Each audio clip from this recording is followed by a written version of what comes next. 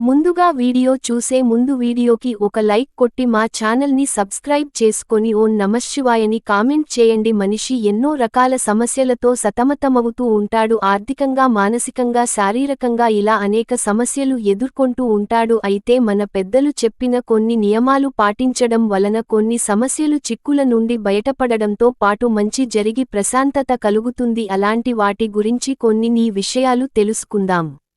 ఈ రోజుల్లో మనిషి నిద్ర లేచాడంటే ముందుగా చూసేది ఫోన్ అని చెప్పవచ్చు. కానీ అసలు పొద్దున్న నిద్ర లేవగానే కళ్ళు తెరిచి అరచేతులు చూసుకోవాలి. మన చేతిలోనే లక్ష్మీదేవి కొలువుంటుంది కాబట్టి లేవగానే మన అరచేతులను చూసుకుంటే లక్ష్మీ ప్రసన్నం కలుగుతుంది. ఇలా చేయడం వలన జీవితంలో అదృష్టం వెన్నంటే ఉంటుంది. అలాగే నిద్రపోయే ముందు ఓం నమః శివాయ అని 11 సార్లు జపించి ఎవరితో మాట్లాడకుండా నిద్రపోవాలి. అలాగే తెల్లారే మెలకువ వస్తుండగానే హరి హరి అంటూ 11 సార్లు జపిస్తూ అరచేతులు చూసుకోవాలి. లేచాక ఇష్ట దైవంని చూడవచ్చు లేదా ఎవరి ముఖాన్ని వారు అద్దంలో చూసుకోవచ్చు. అద్దాన్ని లక్ష్మీదేవి నివాస స్థానంగా చెబుతుంటారు కాబట్టి అద్దాన్ని ఉదయాన్నే చూస్తే చాలా మంచిదంటారు. మంచం దిగుతూనే 2 చేతులు భూమికి ఆనించి తల్లి లాంటి నీ మీద కాళ్లతో నడుస్తున్న కాపాడు తల్లి అని భూమాతని కోరుకోవాలి. స్త్రీలు ఉదయం లేవగానే తులసి చెట్టుకి అలాగే పురుషులు సూర్యునికి నమస్కరించాలి. ప్రతి ఇంట్లో ఖచ్చితంగా తులసి మొక్క ఉండేలా చూడాలి.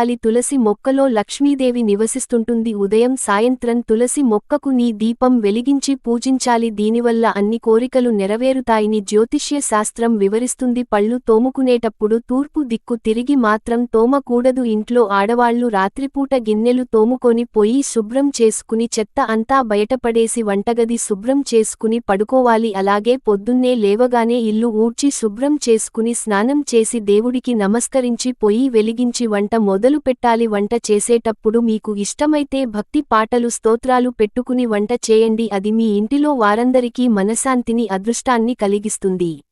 మీరు అలా చేసిన వంట తిన్న పిల్లలకు చురుకైన బుద్ధి కలిగి మంచి మనసున్న మనుషులుగా తయారవుతారు. బొట్టు లేని ఆడపిల్లను పొద్దునే అస్సలు చూడకూడదట. అలాగే జుట్టు విరబోసుకుని ఉన్న భార్యను మగవారు చూడకూడదు. చదువుకునే పిల్లలు సూర్యోదయం వేళకు లేచి ఉదయించే సూర్యుడిని చూస్తూ నమస్కారం చేసుకొని ఓం సవిత్రే నమః అని 11 సార్లు స్మరణ చేస్తే చాలా మంచిది. ఈ వీడియో మీకు నచ్చితే లైక్ చేసి సబ్స్క్రైబ్ చేయండి.